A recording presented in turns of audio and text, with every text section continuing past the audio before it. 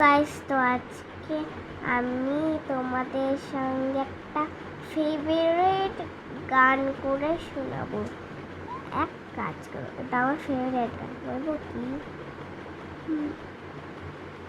मेरे दीदार को यार ना खुद को सिखा है मेरी महबूब मेरा सपना तू बनता रे मेरी महबूब